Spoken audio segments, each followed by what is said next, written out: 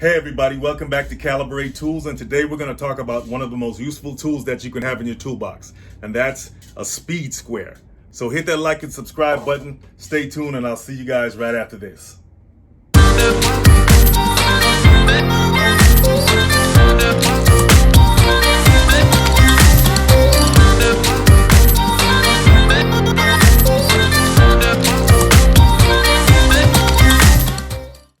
Now, speed squares are pretty useful devices. They allow you to make straight edges like this. They allow you to make 45-degree angles or lines on your workpiece like this. Now, let's just say you want to rip this piece of wood right down the center. You just want to cut all the way down the center of this piece of wood. Now, the first thing you want to do is take your speed square and measure from this end to that end. And you get about 5.5 inches. Well, what's the center of 5.5 inches so we can rip our wood properly? If you don't want to do all that math in your head, a trick to finding the center of your workpiece or this piece of wood is to simply pivot. Notice it says pivot right here in this corner of the speed square. So you take the base of the square, speed square, and bump it up against the edge of your workpiece, and you pivot the speed square all the way to an even number on this edge. So we'll pivot it to 6 inches, okay? Right here. After you pivot it to your even number, you say, okay, what's the half of 6? Well, half of 6 is 3 inches, right? So we make a mark right there. And voila, there you have your center right here without doing all the math. What's the center of 5.5 inches and so forth? You have it right here. Okay, so once you find your center point, which we said is right here, you want to go to your speed square and look at this portion of the speed square. Okay, this is called the scribe guide. Okay, these slots right here allow you to scribe a line all the way down your workpiece perfectly. Okay, so we said our center point was right here. So we're going to take our speed square, bump it up against the edge again, and look for the slot that lines up with your center point. And we said it's right here. So it's going to be this slot right here. Okay, that's the center of this piece of wood. So you put your pencil in the slot right there, and you can run the speed square along the workpiece, and it makes a perfect line all the way down.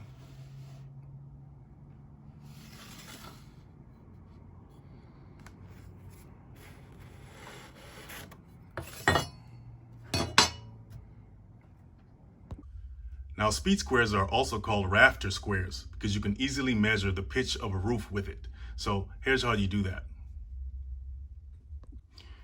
Okay, the first thing you want to do is take your speed square and look for that pivot symbol once again, and you place that pivot symbol, the arrow right there, the corner of the square, right up against the edge of the roof. Let's pretend that this is our mock roof here, okay? Then you take a level and you place it on top of the speed square because this is the base and it's easy to place a level on top of there. And you pivot until it's level. Okay, you see that's level, the bubble in the middle, the 2 lines right there on the level. So we know that's level. Then you look for this scale on the speed square where it says common. Okay, these are the common roof pitches. All right, from 1 to about 30. All right, we see that the wood here intersects at 10. So we know 10 is our roof pitch. And if we look at the conversion table on the square, this particular one has a conversion table. It says common rafter conversions. All right. We see that 10 equals 40 degrees, right? So we know our roof is 40 degrees. Now, another way to measure your roof pitch is with a plumb bob. And that's this right here. Now, plumb bobs give you a plumb line. That means a line that is perpendicular to the earth. So what you would do is you would fasten a nail or screw to the edge of the roof right there. And you would take your plumb bob string, knot, and hang it from that. I got a thumbtack there, but it'll do just fine.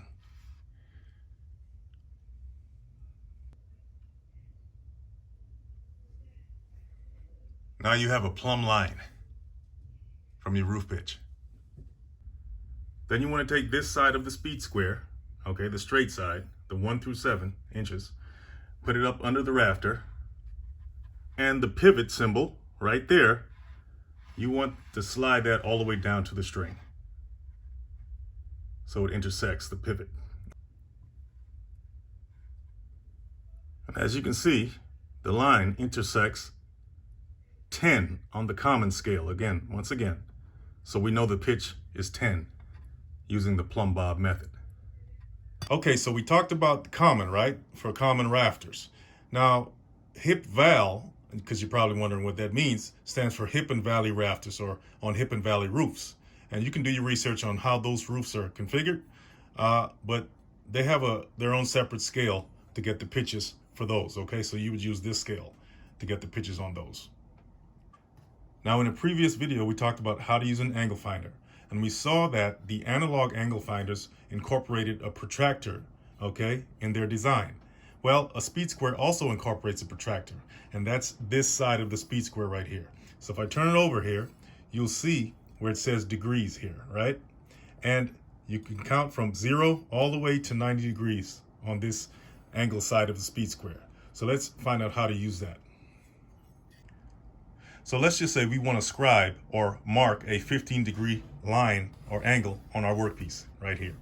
We would take our speed square, place it up against the workpiece, and from our pivot right here, we would pivot all the way to 15 degrees on this edge right here. So we'd bring it down all the way to 15 right here, okay?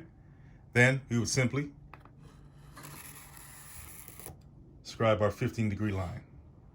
If we want to scribe a 35-degree angle on our workpiece, we would look for 35 degrees on the degree scale, which is right here, and we would bring it all the way down to the edge, right there,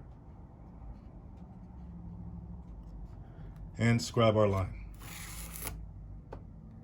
So that's how you use the speed square as a protractor. Okay, so let's talk about cuts with the speed square, right? So if you want to make a top cut on your rafter, and a top cut is where the rafter butts up against the uppermost ridge on a roof, right? So you place your speed square on your rafter, right? And let's just say you want a common rafter cut. So you look at your common scale and you want a 45-degree cut. You go down to 45 right here, and you bring that down like that. So the 45 lines up with this side of the rafter, and then you simply scribe your 45-degree line. Yeah, or you kind of want to finish it off in a neater way, so you just take your straight edge and you finish that line off there. There you have your 45-degree top cut, right? Okay, so let's just say we need to make a top cut on our common rafter at a 10-12 pitch. So we take our speed square, place it against our rafter, and we look at the common scale once again, and we go all the way down to 10. Okay, so we're going to pivot right here so that the 10 lines up with the top edge of the rafter, because this is going to be our top edge, all right? So this is 10 lined up with the top edge, and we simply scribe our line from there.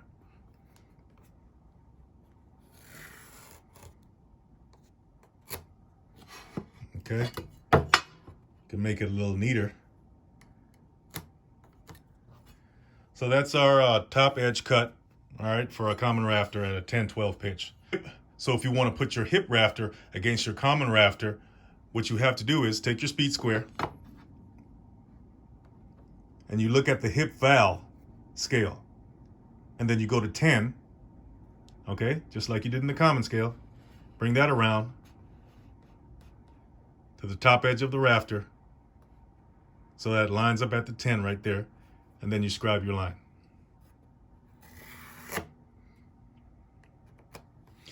Okay, this line right here on top will be the top cut for your hip rafter.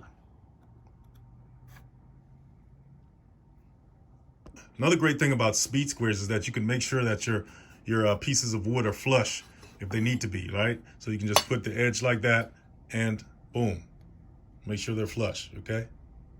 You can also use it as a guide to cut your material with a saw. Say for instance, this saw or a circular saw, you would use the straight edge as a guide here and just hold your hand back here and just cut. Okay guys, so let's talk about what's called a bird's mouth cut. Okay, and that's when the rafter, the bottom portion of the rafter sits on top of a wall plate, right? So you have the top cut, which sits right up against the ridge, right? The top of the roof, right? The apex of the roof. And then you have the bottom portion of the rafter, which hangs off the edge of the roof. Right? So let's pretend that this portion here is called a rafter tail. So that means it hangs off the edge of the roof, right? And we need to cut what's called a bird's mouth so that the rafter can sit on the wall plate, right? And be supported properly. Okay, so in order to cut a bird's mouth that's going to be appropriate for our rafter, we're going to draw an imaginary line extending from our common line, okay, all the way to the edge. And I did that right here. And this line is going to be at 90 degrees to the common line. In other words, it's going to be perpendicular to the common line. There you go. So when we do that, we see that it forms a triangle. And we know that the angles of a triangle has to equal 180 degrees. So we know this is a 90-degree angle. And this right here we know is at 40 degrees because it's a 10-12 pitch on our speed square, and that converts to 40 degrees. So if we add 90 degrees plus 40 degrees, we get 130 degrees, and then minus 180, that leaves 50 degrees, okay? And that's what this angle is going to be right here. Okay, so we know that this is the shape of the bird's mouth that we're going to cut. And we know that this portion of the bird's mouth, okay, the line that we drew, the imaginary line, is going to be the top portion of the bird's mouth, and it's going to sit on top of our wall, okay? And this, let's pretend that this is our wall plate. So we have to know the distance between this point and this point right here, right? This portion of the bird's mouth. And we determine that by knowing the dimensions of our wall plate here. So this is about 3.5 inches. So we know that this portion has to be 3.5 inches. If it's more or less, it could be too short or even be too long. Okay, so we determined that this portion of our seat cut or bird's mouth is going to be 3.5 inches, okay? Because that's based on, once again, based on the dimensions of our wall plate. So the next thing we want to do is take our speed square, place our pivot right here up against the 50-degree angle, and make sure that you pivot it to 50 degrees. Okay, make sure the 50-degree increment touches the bottom portion of the rafter, the bottom edge. Okay, then look at your rule up here and measure out 3.5 inches, which is right here, and you want to drag that all the way to your common line. So you go like that. Make sure it sits on the common line, right on top. Once again, double check to make sure that it's at 50 degrees. Okay, that's at 50, and that's 3.5 on the common. Okay. And then you're going to scribe your line. All right. So this portion, this area is going to be cut out, and that's going to be our bird's mouth. Okay, guys, if you learned something about speed squares today, hit that like and subscribe button, and I'll see you guys in the next video.